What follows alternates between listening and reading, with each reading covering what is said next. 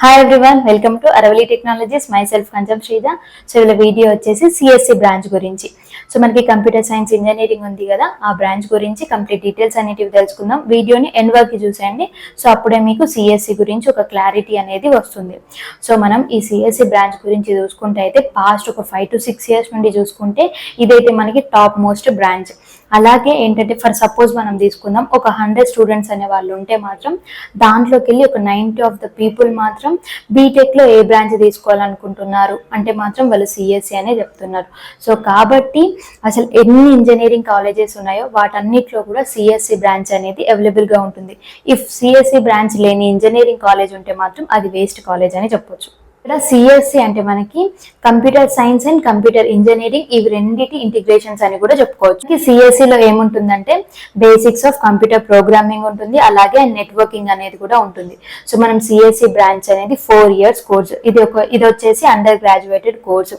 So దీంట్లో exams ఎలా ఉంటాయి అంటే సెమిస్టర్ వైజ్ గా ఉంటాయి. మనకి ఇయర్లీ 2 సెమిస్టర్స్ అనేటివి ఉంటాయి. సో 4 years కాబట్టి మనకి 8 సెమిస్టర్స్ అనేటివి ఉంటాయి. సెమిస్టర్ కి కూడా మనకి సబ్జెక్ట్స్ అనేటివి చేంజ్ అవుతూ ఉంటాయి. సో కంప్యూటర్ సైన్స్ ఇంజనీరింగ్ చేయాలంటే ఎలిజిబిలిటీ ఏంటి? ఎలిజిబిలిటీ వచ్చేసి మనకి 10+2 అంటే ఇంటర్మీడియట్ అనేది కంప్లీట్ అయిపోయి ఉండాలి. సో దాంట్లో ఇంటర్మీడియట్ లో మనకి 50% మార్క్స్ అనేవి ఉండాలి. కొన్ని యూనివర్సిటీస్ అండ్ కాలేజెస్ లో ఏంటంటే 50 to 60% కూడా మనకి ఇంటర్మీడియట్ మార్క్స్ అనేవి ఉండాల్సి ఉంటుంది. ఓన్లీ ఇంటర్మీడియట్ చేసిన వాళ్ళే మనకి సిఎస్సి బ్రాంచ్ అనేది జాయిన్ అవ్వచ్చా, ఇంజనీరింగ్ జాయిన్ అవ్వచ్చా అంటే లేదు, డిప్లొమా చేసిన వాళ్ళు కూడా ఈ సిఎస్సి బ్రాంచ్ అనేది బీటెక్ లో తీసుకోవచ్చు. సిఎస్సి చేయడానికి అడ్మిషన్ ప్రాసెస్ ఏంటి అనేది తెలుసుకున్నాం. సో సిఎస్సి చేయడానికి అయితే మనకు మెరిట్ బేస్ చేసుకొని కూడా అడ్మిషన్స్ అనేవి తీసుకోవచ్చు. లేదు అంటే ఎంట్రన్స్ టెస్ట్ కూడా చేయొచ్చు. ఎంట్రన్స్ టెస్ట్ అనేది కండక్ట్ చేస్తుంటారు ఈ బీటెక్ చేయడానికి. సో మనకి ఏంటంటే ఎంసెట్, జేఈ కానీ లేదంటే ఎస్ఆర్ఎం, ఇలా చాలా టైప్స్ ఆఫ్ ఎంట్రన్స్ టెస్ట్ అనేది ఉంటుంది. ఈ మెరిట్ బేస్ ఏంటి అంటే మనకి మేనేజ్మెంట్ కోటాలో కూడా మనము సిఎస్సి బ్రాంచ్ బీటెక్ లో అనేది చేయొచ్చు. మనకి చాలా ఎంట్రన్స్ టెస్ట్ అనేటివి అయితే ఉంటాయి, స్టేట్ వైజ్ ఉంటాయి అండ్ యూనివర్సిటీస్ వైజ్ కూడా మనకి ఉంటాయి. బీటెక్ లో సిఎస్సి చేయాలంటే ఎంత ఖర్చు అవుతుంది? సో మనకైతే 2 lakhs to 20 lakhs వరకు అయితే అవుతుంది. అలాగే మనకి ఒకసారి సిఎస్సి కంప్లీట్ అయిపోయాక మనకి యావరేజ్ శాలరీ అనేది ఎంత ఉంటుందంటే 2.75 lakhs to 7 lakhs per annum అయితే ఉంటుంది. యావరేజ్ ప్యాకేజ్ అయితే ఇలా ఉంటుంది. సిఎస్సి లో మనకి ఎలాంటి టాపిక్స్ అనేవి కవర్ అవుతాయి అనేది తెలుసుకుందాం. సో కాంపిటీషన్ ఉంటుంది, ఆల్గరిథమ్స్ ఉంటుంది, ప్రోగ్రామింగ్ లాంగ్వేజెస్ ఉంటుంది, కంప్యూటర్ హార్డ్వేర్, కంప్యూటర్ సాఫ్ట్వేర్, అలాగే ప్రోగ్రామింగ్ డిజైన్స్ ఉంటాయి, మొబైల్ కమ్యూనికేషన్ ఉంటుంది, ఆపరేటింగ్ సిస్టమ్స్ ఉంటుంది, డేటా స్ట్రక్చర్స్ ఉంటాయి. ఇలా చాలా టాపిక్స్ అనేటివి మనకి సిఎస్సి లో కవర్ అవుతాయి. మనకి కాలేజ్ టు కాలేజ్, యూనివర్సిటీ అనేది కొంచెం సిలబస్ అనేది మాత్రం డిఫరెంట్ గా ఉంటుంది. సో సిఎస్సికి అయితే డిమాండ్ ఉందా ప్రెసెంట్ అంటే చాలా డిమాండ్ అనేది ఉంది. అలాగే సిఎస్సి కంప్లీట్ చేసిన వాళ్ళకు కూడా జాబ్ ఆపర్చునిటీస్ కూడా బాగున్నాయి.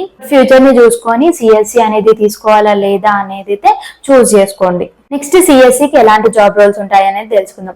మనకి సిస్టమ్ డేటాబేస్ అడ్మినిస్ట్రేటర్ ఉంటుంది, కంప్యూటర్ ప్రోగ్రామర్ ఉంటుంది, సిస్టమ్ డిజైనర్ ఉంటుంది, అలాగే మనకి సాఫ్ట్వేర్ డెవలపర్ ఉంటుంది, సాఫ్ట్వేర్ ఇంజనీర్ ఉంటుంది, అండ్ మనకి కంప్యూటర్ ఆపరేటర్ ఉంటుంది, అలాగే రీసెర్చ్ అనలిస్ట్ ఉంటుంది, అలాగే మనకి ఇంజనీరింగ్ సపోర్ట్ స్పెషలిస్ట్ ఉంటుంది.